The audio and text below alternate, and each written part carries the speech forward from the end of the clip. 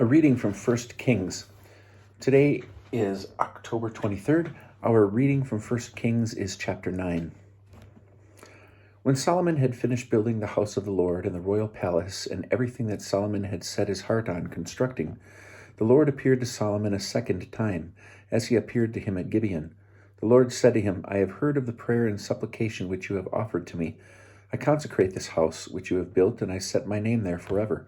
My eyes and my heart shall ever be there. As for you, if you walk before me as your father David walked before me, wholeheartedly and with uprightness, doing all that I have commanded you, and keeping my laws and my rules, then I will establish your throne of kingship over Israel forever, as I promised your father David, saying, Your line on the throne of Israel shall never end.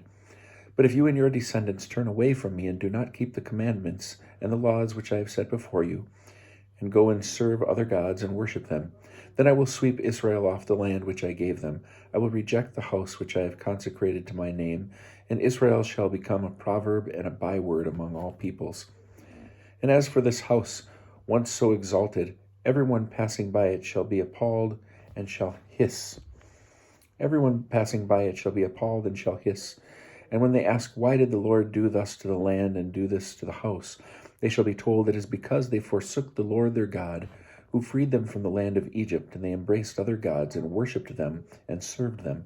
Therefore the Lord has brought all this calamity upon them.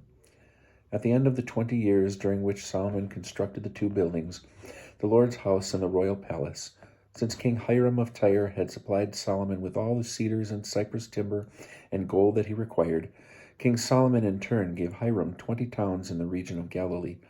But when Hiram came from Tyre to inspect the towns that Solomon had given him, he was not pleased with them.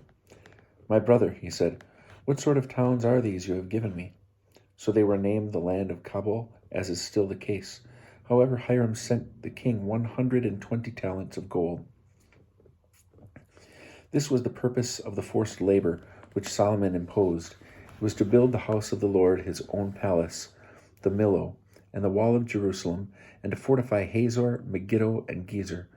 Pharaoh, king of Egypt, had come up and captured Gezer. He destroyed it by fire, killed the Canaanites who dwelt in the town, and gave it as dowry to his daughter, Solomon's wife. So Solomon fortified Gezer, lower Beth-horon, Baalath, and Tamar in the wilderness, in the land of Judah, and all of Solomon's garrison towns, chariot towns, and cavalry towns. Everything that Solomon set his heart on building in Jerusalem and in Lebanon, and throughout the territory that he ruled. All the people that were left of the Amorites, Hittites, Perizzites, Hivites, and Jebusites, who were not of the Israelite stock, those of their descendants who remained in the land, and whom the Israelites were not able to annihilate, of these Solomon made a slave force, as is still the case. But he did not reduce any Israelites to slavery.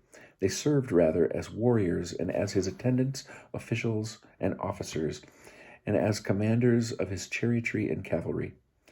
These were the prefects that were in charge of Solomon's works and were foremen over the people engaged in the work, who numbered 550. As soon as Pharaoh's daughter went up from the city of David to the palace he had built for her, he built the Millo.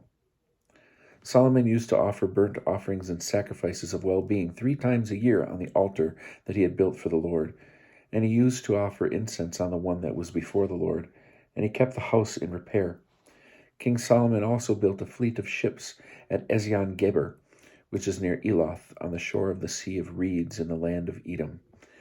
Hiram sent servants of his with the fleet, mariners who were experienced on the sea, to serve with Solomon's men.